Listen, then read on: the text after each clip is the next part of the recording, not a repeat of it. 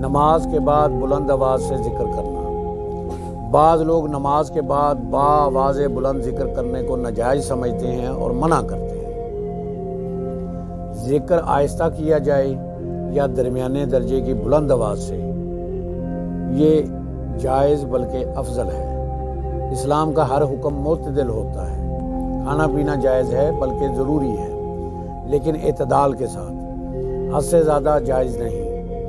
نماز، روزہ، حج، جہاد، خوشی غمی کا اظہار، تمام احکام میں اعتدال اور توسط کی راہ اختیار کرنے کا حکم دیا گیا ہے۔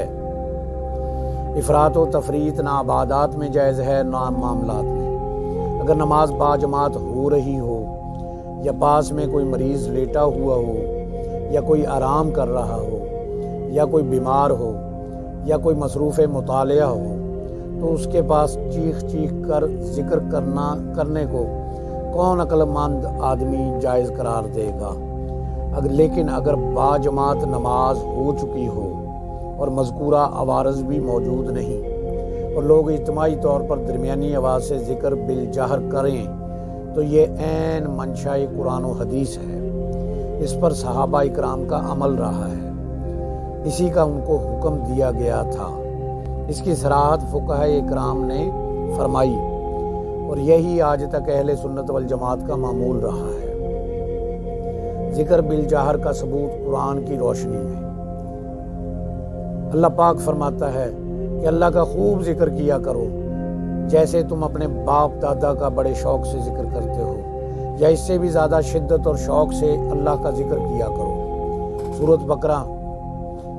دراصل کفار مکہ حج سے فراغت کے بعد مجالس میں اپنی قومی خوبیاں اور نسبی عظمتیں بیان کرتے تھے۔ اس کو اللہ تعالیٰ نے منع فرما دیا اور اس کی جگہ اللہ کا ذکر کرنے کا حکم دیا۔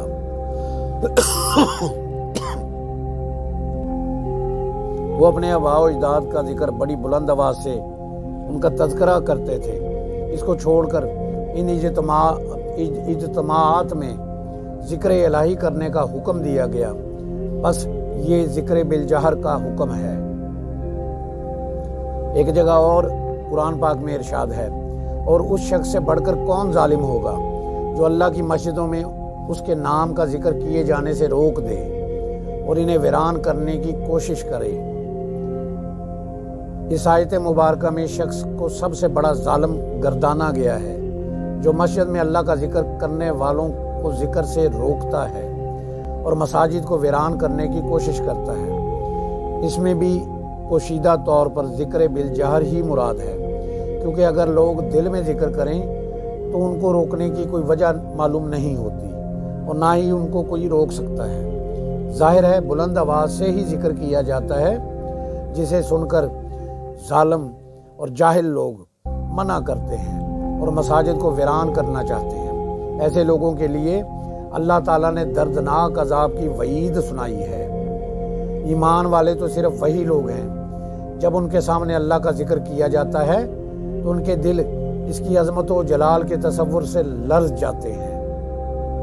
اہل علم و عقل جانتے ہیں کہ اس آیت کریمہ سے مراد ذکر بالجہر ہے، اور اسی سے ذکر بالجہر کا ثبوت ملتا ہے کہ جب کسی کے سامنے ذکر کیا جائے تو اس ذکر کا اثر اس صورت قبول کر سکتا ہے جب ذکر بالجہر ہو، کیونکہ خفی ذکر وہ سن نہیں سکتا، اور جو ذکر سنا نہ جاتا ہو وہ ذکر، اور جو سنا جاتا ہو وہ ذکر بالجہر ہی ہے۔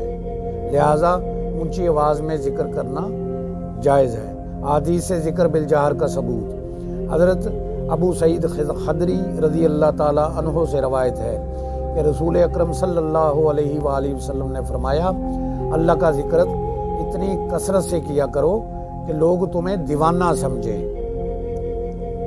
دیوانہ کہیں۔ ایک اور جگہ ارشاد ہے، اللہ کا ذکر کثرت سے کرنے پر لوگ تبھی دیوانہ کہیں گے جب لوگ سنیں گے، اور سن اسی وقت سکتے ہیں جب ذکر بالجہر ہو۔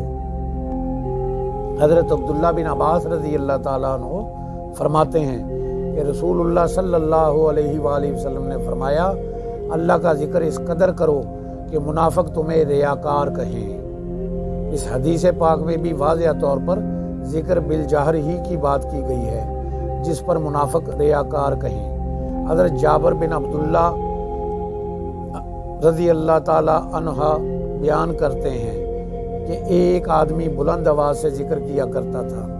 ایک آدمی نے کہا اگر یہ آدمی اپنی آواز پست رکھتا تو بہتر ہوتا۔ حضور صلی اللہ علیہ وآلہ وسلم نے فرمایا وہ مست ہے۔ راوی کہتا ہے کہ وہ شخص انتقال کر گیا، بس ایک شخص اس کی قبر میں روشنی دیکھ کر اس کے قریب آیا۔ رسول صلی اللہ علیہ وآلہ وسلم وہاں پہلے سے موجود تھے اور آپ صلی اللہ علیہ وآلہ وسلم نے فرمایا اپنے اس ساتھی کی طرف آؤ جو بلند آواز سے ذکر کیا کرتا تھا۔